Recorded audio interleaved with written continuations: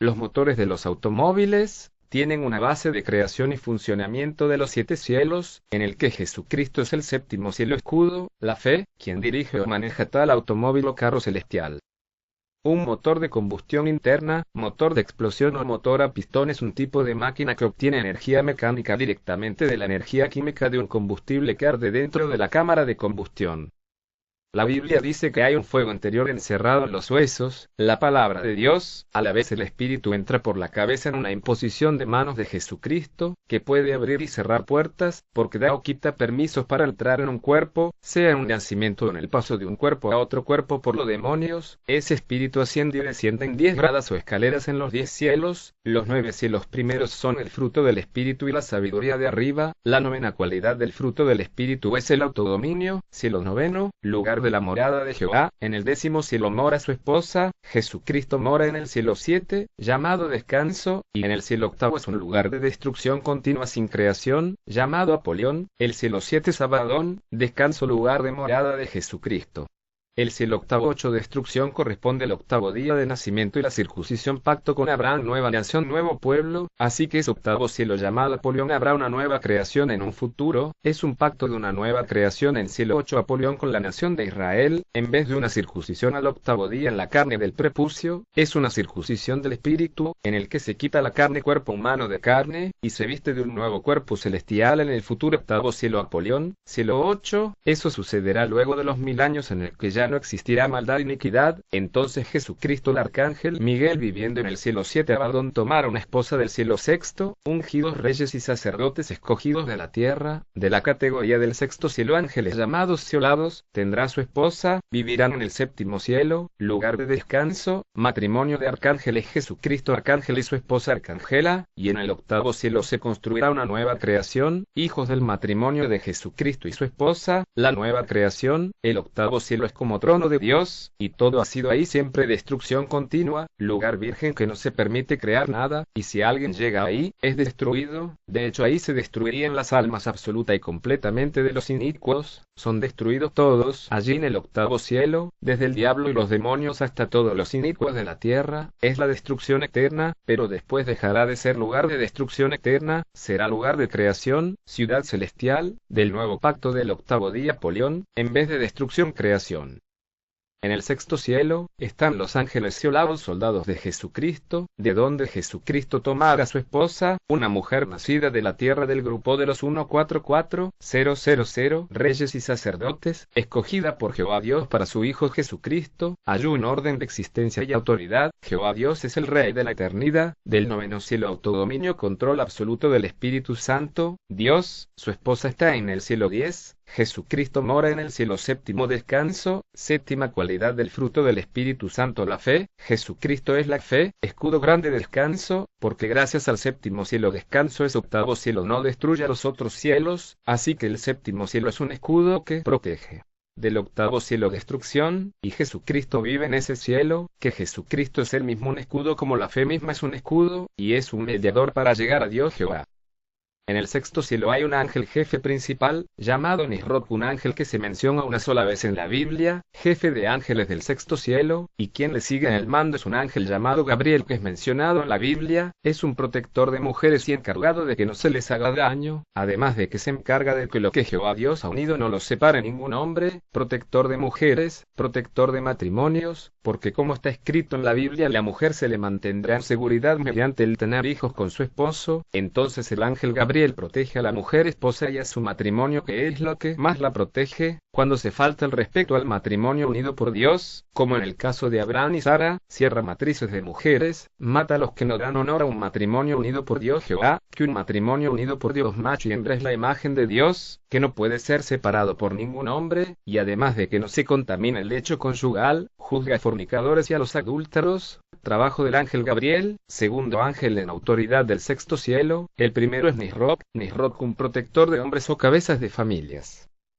El quinto cielo son los ángeles llamados Querubines, protectores de los hijos, que pueden observar la entrada y salida de los espíritus en los nacimientos de la tierra, por la cabeza en imposición de manos de Jesucristo, observan el espíritu en los huesos de la mujer encinta, como ángeles descienden en la cabeza como caída en remolino, Por eso se dice que la mujer lleva un velo en la cabeza debido a los ángeles, un velo debido a los hijos, es una purificación. Los ángeles hijos descienden con el permiso de Jesucristo el arcángel, que abre y cierra puertas, permiso de entradas y salidas de los ángeles hijos en el cuerpo a cuerpos, y los que tienen la cualidad de ver eso y hasta bendecirlo son los ángeles del quinto cielo, llamados Geserares, ven como a través de un espejo de metal que son los huesos mismos un espejo, los espíritus del interior de los huesos, están simbolizados por la viuda de 84 años, que bendijo el nacimiento de Jesucristo. Los 84 años de la viuda simbolizan a dos osos que matan cada uno a 42 niños, por burlas contra la descendencia de Dios, porque en una burla al profeta Eliseo en su subida a la montaña, unos niños se burlaban y salieron osos y mataron a 42 niños del número de ellos. La viuda de 84 años bendiciendo a Jesucristo corresponde al hecho de que se mata el doble de niños si se obstaculiza la descendencia de los hermanos de Jesucristo. La segunda bestia del libro de Daniel, el oso con 3 costillas en su boca levantado de un lado significa 3 expresiones de guerra santa contra 3 expresiones inmundas de la fornicación de Babilonia la Grande y sus hijos, además de que las 3 costillas representan a Sem, Cam y Jafet,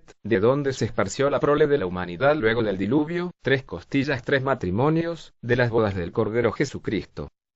En el cuarto cielo están los ángeles serafines del cuarto cielo, donde está el lago de fuego, lugar de destrucción de la carne. Además los ángeles serafines forman matrimonios uniendo costillas, amos del fuego y la purificación y los sueños, sueños de la muerte. En ese cuarto cielo están en posiciones de 6 ángeles, que tienen armas desmenuzadoras en las manos. Esas armas son para la destrucción de la carne, pero también para restauración y sanación, y multiplicación. Son 6 lámparas de fuego, 6 serafines, de fuego. Las tenazas son sus manos que son ruedas, como una rueda en medio de una rueda, de nube y fuego, son las ruedas de los querubines, porque los serafines son padres y madres de los querubines, y en el hueco de sus manos como tenazas de sus manos los transportan, atrapan al viento querubines en el hueco de ambas manos, el viento norte y sur de los ángeles querubines. Ese cuarto cielo de ángeles serafines tiene armas de los 7 cielos, es el lugar exacto llamado Armagedón, un lugar infinito, capaz de soportar cualquier enfrentamiento de guerra, pero también para construir infinitamente reinos, ciudades, muchedumbres, naciones. Allí es un enfrentamiento en donde se enfrenta, purifica y castiga a los pecadores de la tierra. Jesucristo es el séptimo ángel o séptima lámpara, séptima arma desmenuzadora, que como lámpara puede extinguir las mechas interiores, la fuerza de vida, chispa de vida de los hombres de la tierra.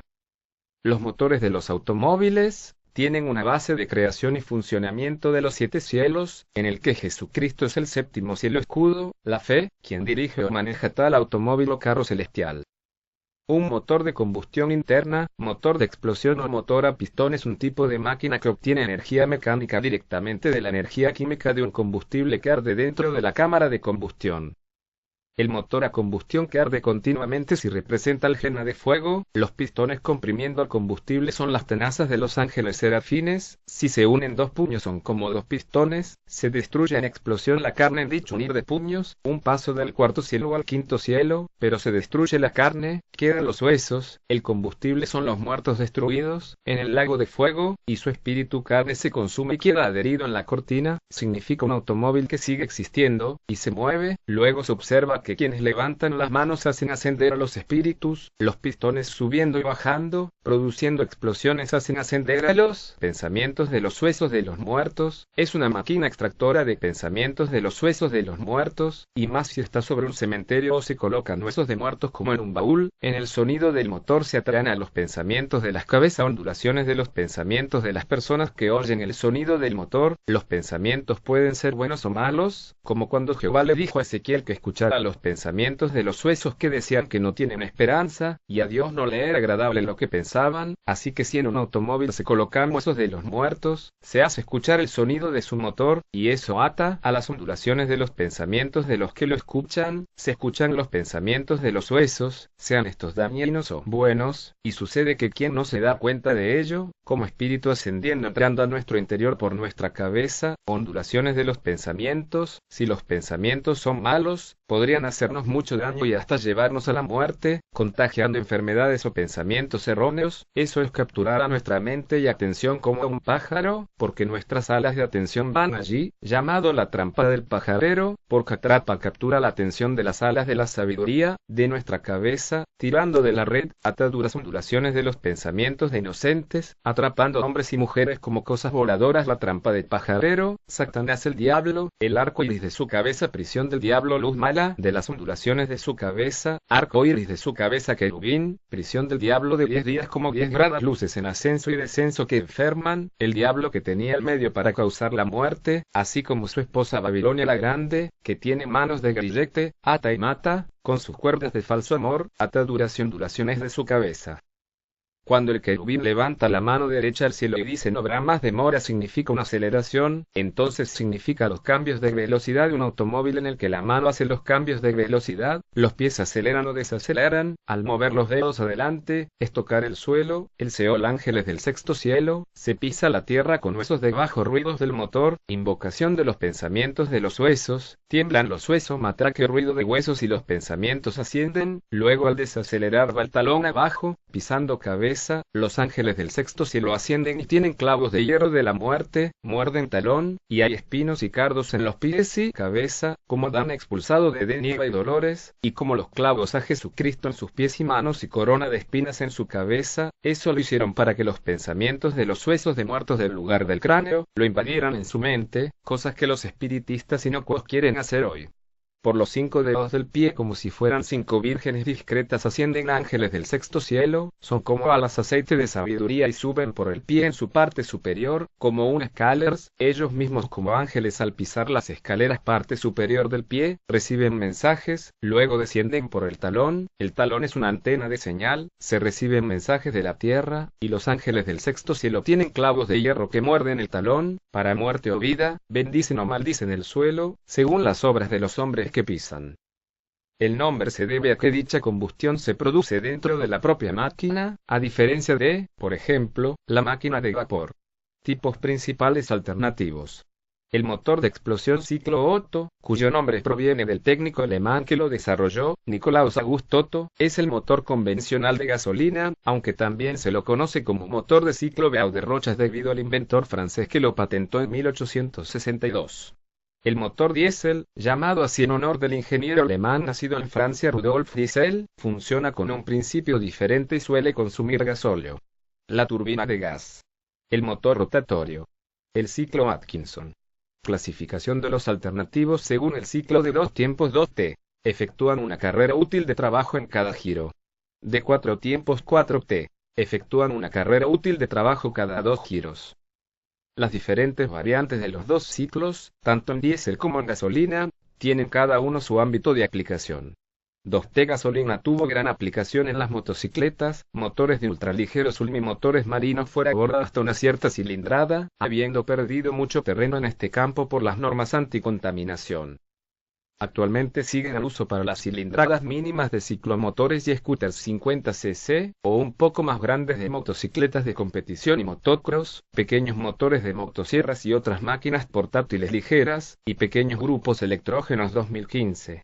4T gasolina dominan las aplicaciones en motocicletas de todas las cilindradas, automóviles, aviación deportiva y fuera borda. 2T diésel.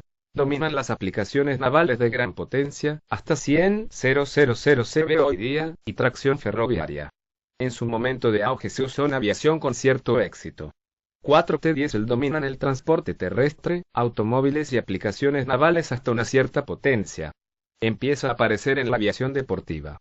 Estructura y funcionamiento. Los motores Otto y los diésel tienen los mismos elementos principales.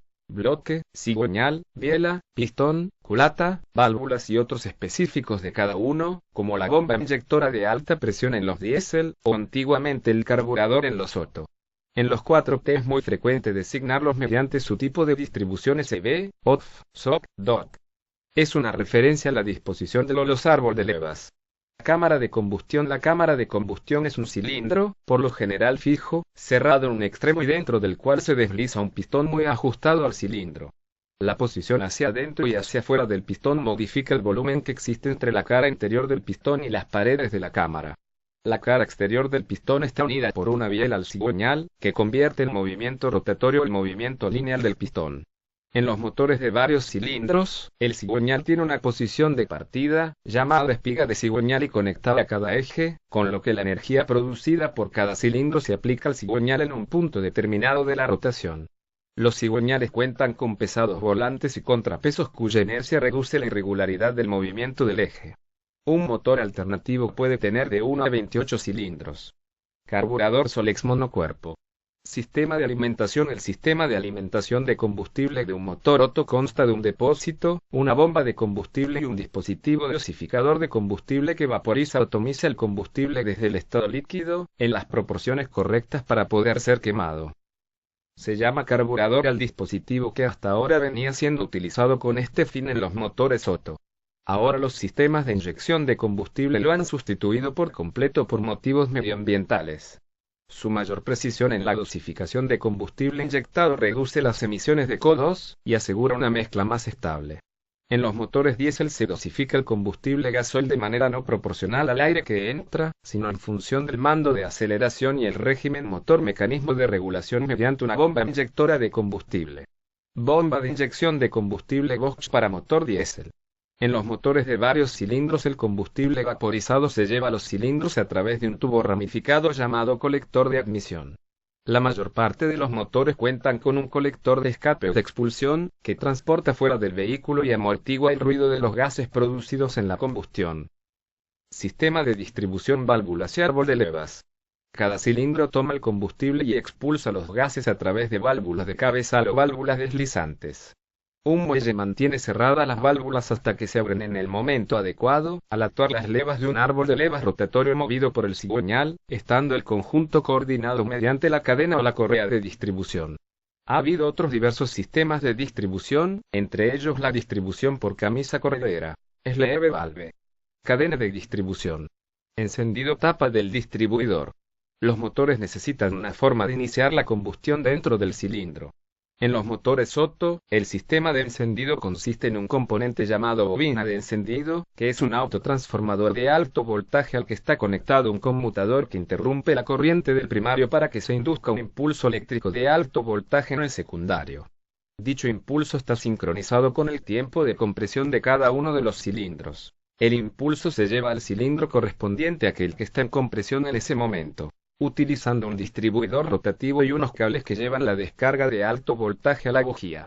El dispositivo que produce el encendido de la mezcla combustible/aire es la bujía, que, instalada en cada cilindro, dispone de electrodos separados unas décimas de milímetro. El impulso eléctrico produce una chispa en el espacio entre un electrodo y otro, que inflama el combustible. Hay bujías con varios electrodos, bujías que usan el proceso de descarga de superficie para producir la chispa, y bujías incandescentes glow plug.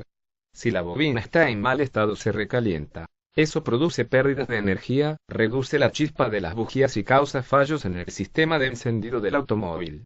De los sistemas de generación de electricidad en los motores, las magnetos dan un bajo voltaje a pocas RPM, aumentando el voltaje de la chispa al aumentar las RPM, mientras los sistemas con batería dan una buena chispa a bajas RPM, pero la intensidad de la chispa baja al aumentar las RPM.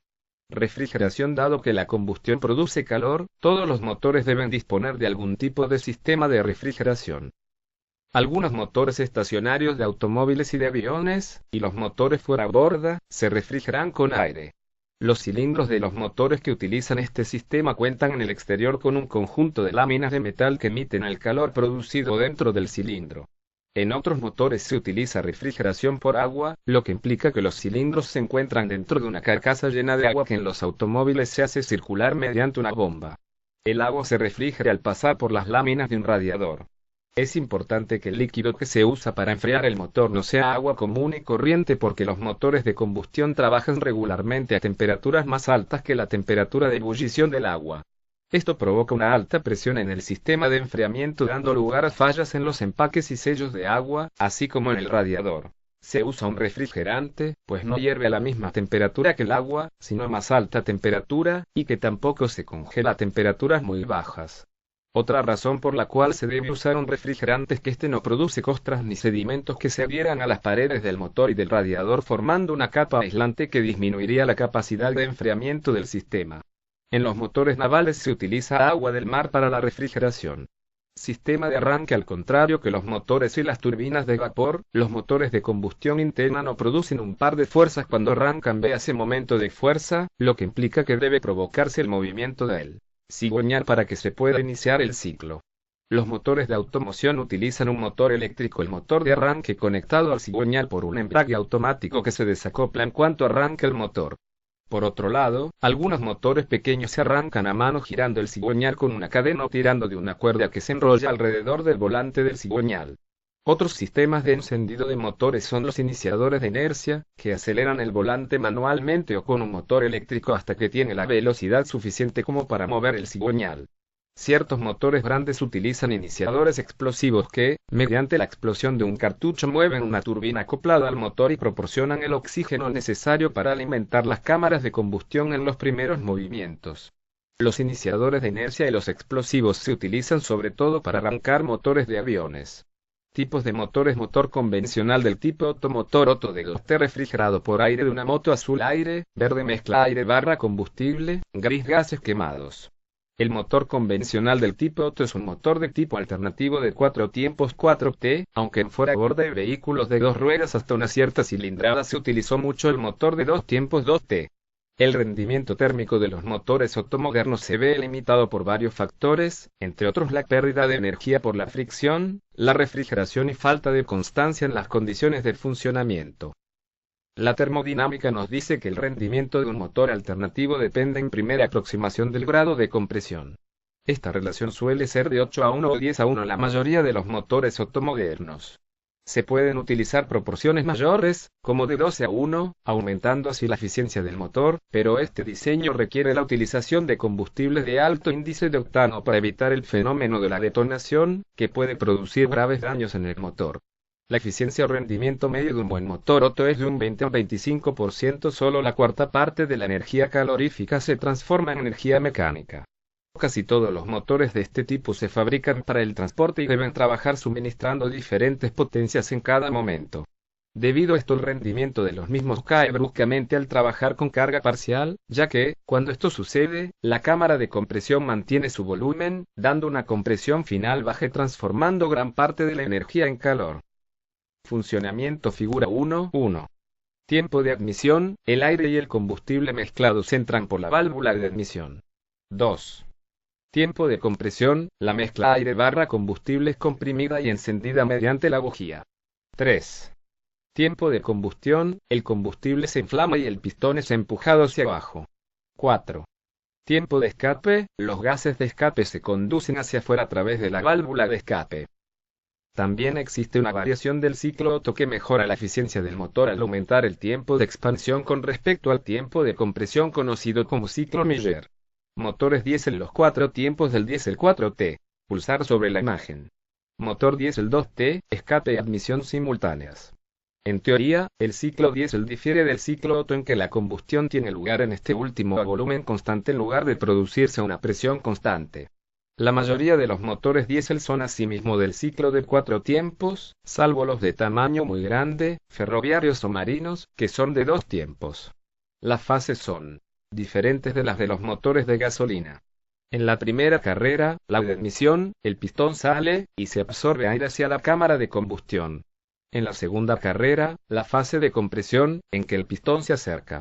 El aire se comprime a una parte de su volumen original, lo cual hace que suba su temperatura hasta unos 850 C. Al final de la fase de compresión se inyecta el combustible a gran presión mediante la inyección de combustible, con lo que se atomiza dentro de la cámara de combustión, produciéndose la inflamación a causa de la alta temperatura del aire. En la tercera fase, la fase de trabajo, los gases producto de la combustión empujan el pistón hacia afuera, transmitiendo la fuerza longitudinal al cigüeñal a través de la biela, transformándose en fuerza de giro par motor. La cuarta fase es, al igual que en los motores Otto, la fase de escape, cuando vuelve el pistón hacia adentro. Algunos motores diésel utilizan un sistema auxiliar de ignición para encender el combustible al arrancar el motor y mientras alcanza la temperatura adecuada. La eficiencia o rendimiento. proporción de la energía del combustible que se transforma en trabajo y no se pierde como calor de los motores diésel dependen de los mismos factores que los motores Otto, es decir, de las presiones y por tanto de las temperaturas inicial y final de la fase de compresión. Por lo tanto es mayor que en los motores de gasolina, llegando a superar el 40%. En los grandes motores de 2 tiempos de propulsión naval. Este valor se logra con un grado de compresión de 20:1 aproximadamente, contra 9:1 en los Otto. Por ello es necesaria una mayor robustez, y los motores diésel son, por lo general, más pesados que los motores Otto. Esta desventaja se compensa con el mayor rendimiento y el hecho de utilizar combustibles más baratos. Los motores diésel grandes de 2T suelen ser motores lentos con velocidades de cigüeñal de 100 a 750 revoluciones por minuto RPM o R/min. Grandes barcos, mientras que los motores de 4T trabajan hasta 2500 RPM camiones y autobuses y 5000 RPM. Automóviles motor de 2 tiempos con un diseño adecuado puede conseguirse que un motor Otto diésel funcione a 2 tiempos, con un tiempo de potencia cada 2 fases en lugar de cada 4 fases. La eficiencia de este tipo de motores es menor que la de los motores de 4 tiempos, pero al necesitar solo 2 tiempos para realizar un ciclo completo, producen más potencia que un motor 4 tiempos del mismo tamaño. El principio general del motor de 2 tiempos es la reducción de la duración de los periodos de absorción de combustible y de expulsión de gases a una parte mínima de uno de los tiempos, en lugar de que cada operación requiera un tiempo completo. El diseño más simple de motor de 2 tiempos utiliza, en lugar de válvulas en la culata, lumbreras, orificios que quedan expuestos al ir subiendo y bajando el pistón. En los motores de 2 tiempos, casi siempre lubricados añadiendo aceite a la gasolina, la mezcla de combustible y aire entra en el cilindro a través de la lumbrera de admisión cuando el pistón está en la posición más alejada de la culata. El primer tiempo es la compresión encendido, en la que se inicia la combustión de la carga de mezcla aire/combustible/aceite cuando el pistón avanza hasta el final del S-tiempo PMS. Después, el pistón se retira en la fase de explosión, abriendo el orificio de expulsión y permitiendo que los gases salgan de la cámara. De los 2 procedimientos para el barrido dentro de los cilindros de los motores de 2 tiempos, proceso por el cual entra la nueva carga y se expulsan al escape los gases procedentes de la combustión de la mezcla de trabajo, se ha demostrado que el llamado barrido enlazo scavenging en inglés da siempre mejores resultados que el sistema llamado unidireccional uniflow scavenging en inglés.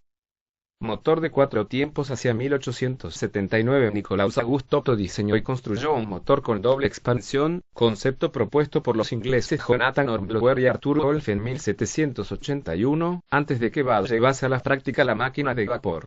La primera expansión se hacía en el cilindro donde se realizó la combustión, y una segunda en otro pistón, a baja presión, con el objetivo de lograr el aprovechamiento de la energía de los gases de escape. Incluso se han construido motores con triple expansión, como el Troy, y el principio se usó en muchos motores marinos. En 1906 la empresa radicada en Connecticut, Estados Unidos, fabricó un motor de combustión interna de 3 cilindros y doble expansión que montaron en un automóvil. Al igual que el motor construido por Otto, cuyo comprador lo devolvió, el motor de EFNO demostró en la práctica las ventajas de menor consumo de combustible esperadas. En España hay 2 patentes concedidas de motores con un principio similar, una de 1942 a Francisco Jimeno Cattaneo en NOEM 015-66-21 y otra de 1975 a Carlos Subirna Laciana. NOEM 0433-850, en el INTA se construyó un prototipo de motor de aviación con cilindros en estrella y un principio parecido, ideado por el ingeniero J. Ortuño García, patente 02-305-51 y 02-492-47, y al que se atribuyó un consumo muy bajo de combustible, está expuesto en el Museo del Aire en Cuatro Vientos, Madrid. El año 2009, la empresa británica Elmore presentó en una exposición internacional de motores en Stuttgart, un prototipo de motor de 5 tiempos, según una patente concedida en Estados Unidos a Gerard Schmitz. Para este motor anunciaron un consumo específico de 215 G/kWh, una relación de compresión efectiva de 14:5:1 y un peso inferior en 20% a los motores convencionales equivalentes. 2. 3. 4 Motor Wankel. En la década de 1950, el ingeniero alemán Felix Wankel completó el desarrollo de un motor de combustión interna con un diseño revolucionario, actualmente conocido como motor Wankel. Utiliza un rotor triangular lobular dentro de una cámara ovalada, en lugar de un pistón y un cilindro. La mezcla de combustible y aire es absorbida a través de un orificio de aspiración y queda atrapada entre una de las caras del rotor y la pared de la cámara. La rotación del rotor comprime la mezcla, que se enciende con una bujía. Los gases se expulsan a través de un orificio de expulsión con el movimiento del rotor. El ciclo tiene lugar una vez en cada una de las caras del rotor, produciendo 3 fases de potencia en cada giro. El motor de Wankel es compacto y ligero en comparación con los motores de pistones, por lo que ganó importancia durante la crisis del petróleo en las décadas de 1970 y 1980. Además, funciona casi sin vibraciones y su sencillez mecánica permite una fabricación barata. No requiere mucha refrigeración, y su centro de gravedad bajo aumenta la seguridad en la conducción. No obstante, salvo algunos ejemplos prácticos como algunos vehículos Mazda, ha tenido problemas de durabilidad. Motor de carga estratificada. Una variante del motor de encendido con bujías es el motor de carga estratificada, diseñado para reducir las emisiones sin necesidad de un sistema de recirculación de los gases resultantes de la combustión y sin utilizar un catalizador. La clave de este diseño es una cámara de combustión doble dentro de cada cilindro, con una antecámara que contiene una mezcla rica de combustible y aire mientras la cámara principal contiene una mezcla pobre. La bujía enciende la mezcla rica, que a su vez enciende la de la cámara principal. La temperatura máxima que se alcanza es suficientemente baja como para impedir la formación de óxidos de nitrógeno, mientras que la temperatura media es la suficiente para limitar las emisiones de monóxido de carbono e hidrocarburos.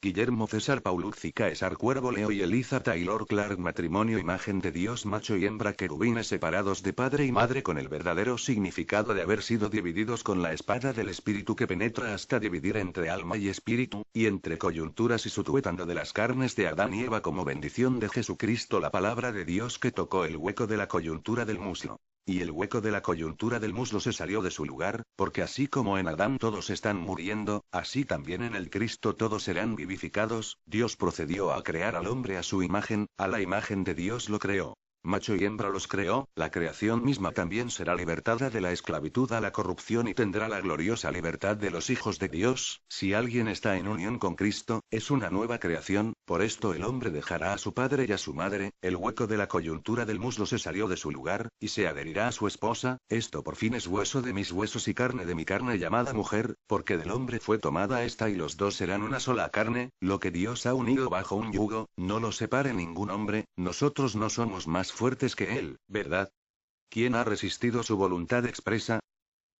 20 Oh hombre, ¿quién, pues, eres tú, realmente, para que repliques contra Dios? ¿Acaso la cosa moldeada dirá al que la moldeó: ¿por qué me hiciste a ta manera? De esta manera, Dios, cuando se propuso demostrar más abundantemente a los herederos de la promesa la inmutabilidad de su consejo, intervino con un juramento, 18 a fin de que, mediante dos cosas inmutables en las cuales es imposible que Dios mienta, tengamos nosotros, los que hemos huido al refugio, fuerte estímulo para asirnos de la esperanza puesta delante de nosotros. 19 Esta esperanza la tenemos como ancla del alma, tanto segura como firme, y entra cortina adentro, un camino nuevo y vivo a través de la cortina, es decir, su carne. Llegué a saber que eran querubines, al este del jardín de Edén apostó los querubines y la hoja llameante de una espada que continuamente daba vueltas para guardar el camino al árbol de la vida, y delante del trono hay, como si fuera, un mar vítreo semejante a cristal. Y en medio del trono y alrededor del trono hay 4 criaturas vivientes que están llenas de ojos por delante y por detrás. 7 Y la primera criatura viviente es semejante a un león. Uno de los ancianos me dice: deja de llorar. Mira. El león que es de la tribu de Judá, la raíz de David, ha vencido para abrir el rollo y sus 7 sellos. Y él me mostró un río de agua de vida, claro como el cristal, que fluía desde el trono de Dios y del Cordero, 2 por en medio de su camino ancho. Y de este lado del río, y de aquel lado, había árboles de vida que producían 12 cosechas de fruto, y que daban sus frutos cada mes. Y las hojas de los árboles eran para la curación de las naciones. Con eso, oí una voz fuerte desde el trono decir: mira. La tienda de Dios está con la humanidad, y Él residirá con ellos, y ellos serán sus pueblos. Y Dios mismo estará con ellos. 4 Y limpiará toda lágrima de sus ojos, y la muerte no será más, ni existirá ya más lamento ni clamor ni dolor.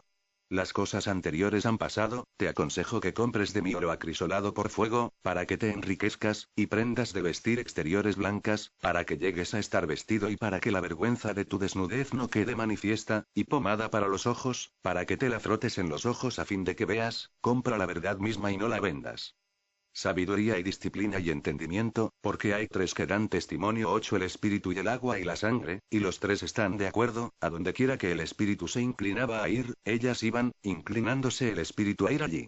Y a las ruedas mismas se las alzaba cerca de ellas, al lado, porque el espíritu de la criatura viviente estaba en las ruedas. Y el sexto derramó su tazón sobre el gran río Éufrates, y su agua se secó, para que se preparara el camino para los reyes procedentes del nacimiento del sol. Y aconteció que al partir el pueblo de sus tiendas justamente antes de pasar el Jordán, mientras los sacerdotes que llevaban el arca del pacto iban delante del pueblo, 15 Y al instante que los transportadores del arca llegaron hasta el Jordán y los pies de los sacerdotes que llevaban el arca se mojaron en la orilla de las aguas. Ahora bien, el Jordán se desborda por todas sus riberas todos los días de la siega. 16 Entonces las aguas que venían descendiendo de arriba empezaron a detenerse. Se elevaron como una sola represa muy lejos, en Adán, la ciudad al lado de Zaretán, mientras que las que iban descendiendo hacia el mar del Arabá, el mar salado, se agotaron. Fueron cortadas, y el pueblo pasó al otro lado enfrente de Jericó. 17 Entretanto los sacerdotes que llevaban el arca del pacto de Jehová permanecieron inmóviles en el suelo seco, en medio del Jordán, mientras todo Israel iba pasando sobre el suelo seco, hasta que la nación entera hubo terminado de pasar el Jordán. Después de haberse construido estas cosas de esta manera, los sacerdotes entran a todo tiempo en el primer compartimiento de la tienda para llevar a cabo los servicios sagrados. 7 Pero en el segundo compartimiento el sumo sacerdote entra solo, una vez al año, no sin sangre, que él ofrece por sí mismo y por los pecados de ignorancia del pueblo. Y el tercer ángel tocó su trompeta. Y una gran estrella que ardía como una lámpara cayó del cielo, y cayó sobre la tercera parte de los ríos y sobre las fuentes de aguas. 11 Y el nombre dado a la estrella es Ajenjo.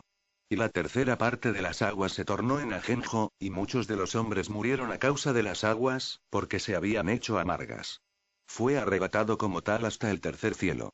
3 Sí, conozco a tal hombres y en el cuerpo o aparte del cuerpo, no lo sé, Dios lo sabe. 4 Que fue arrebatado al paraíso y oyó palabras inexpresables que no le es lícito al hombre hablar. Y vi a otro ángel fuerte que descendía del cielo, revestido de una nube, y había un arco iris sobre su cabeza, y su rostro era como el sol, y sus pies como columnas de fuego. 2 Y tenía en la mano un rollito abierto. Y puso su pie derecho sobre el mar, pero el izquierdo sobre la tierra. 3 Y clamó con voz fuerte como cuando ruge el león. Y cuando clamó, los 7 truenos profirieron sus propias voces. 4 Ahora bien, cuando los 7 truenos hablaron, yo estuve a punto de escribir. Pero oí una voz procedente del cielo decir: sella las cosas que hablaron los 7 truenos, y no las escribas.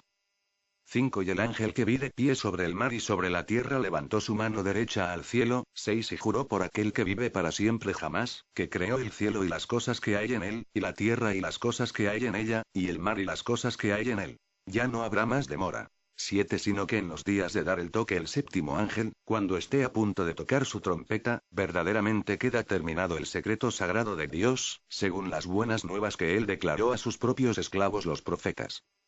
Por esta razón el hombre dejará a su padre y a su madre y se adherirá a su esposa, y los dos llegarán a ser una sola carne. 32 Este secreto sagrado es grande. Seguiste mirando hasta que una piedra fue cortada, no por manos, y dio contra la imagen en sus pies de hierro y de barro moldeado, y los trituró. 35 En aquel tiempo el hierro, el barro moldeado, el cobre, la plata y el oro fueron, todos juntos, triturados, y llegaron a ser como el tamo de la era del verano, y el viento se los llevó, de modo que no se halló ningún rastro de ellos. Y en cuanto a la piedra que dio contra la imagen, llegó a ser una gran montaña y llenó toda la tierra ciertamente estará llena del conocimiento de Jehová como las aguas cubren el mismísimo mar, porque, ¿quién ha despreciado el día de las cosas pequeñas?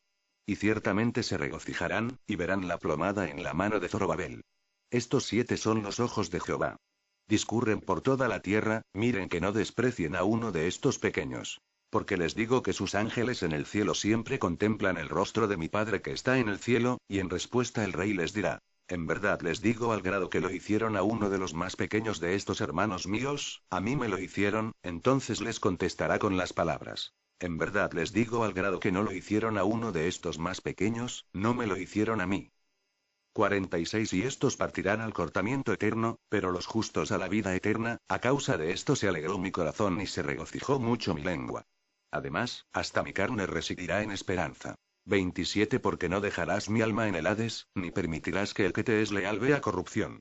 28 Me has dado a conocer los caminos de la vida, me llenarás de alegría con tu rostro. Haz que mis ojos pasen adelante para que no vean lo que es inútil. Consérvame vivo en tu propio camino, de modo que se fueron marchando de la montaña de Jehová por camino de 3 días, y el arca del pacto de Jehová estuvo marchando delante de ellos por camino de 3 días, para buscarles un lugar de descanso. 34 Y la nube de Jehová estaba sobre ellos de día, cuando salían marchando del campamento. 35 Y ocurría que, cuando el arca emprendía la marcha, Moisés decía: levántate, sí, oh Jehová, y sean esparcidos tus enemigos. Y huyan de delante de ti los que te odian intensamente. 36 Y cuando ella se posaba, decía: vuelve, sí, oh Jehová, a las miríadas de millares de Israel, y toda la carne de ellos y sus espaldas y sus manos y sus alas y las ruedas estaban llenas de ojos todo en derredor. 7 Miren. Viene con las nubes, y todo ojo le verá. Y oyeron una voz fuerte procedente del cielo decirles: suban acá. Y subieron al cielo en la nube, y sus enemigos los contemplaron. El Señor mismo descenderá del cielo con una llamada imperativa, con voz de arcángel y con trompeta de Dios, y los que están muertos en unión con Cristo se levantarán primero, y después de los 3 días y medio, espíritu de vida procedente de Dios entró en ellos, y se pusieron de pie, y gran temor cayó sobre los que los contemplaban. Después de decir estas cosas, escupió en la tierra e hizo barro con la saliva, y puso su barro sobre los ojos del hombre 7 y le dijo: ve a lavarte en el estanque de Siloam, que se traduce enviado. Y él se fue, pues, y se lavó, y volvió viendo. Jehová Dios hizo caer un sueño profundo sobre el hombre y, mientras éste dormía, tomó una de sus costillas y entonces cerró la carne sobre su lugar.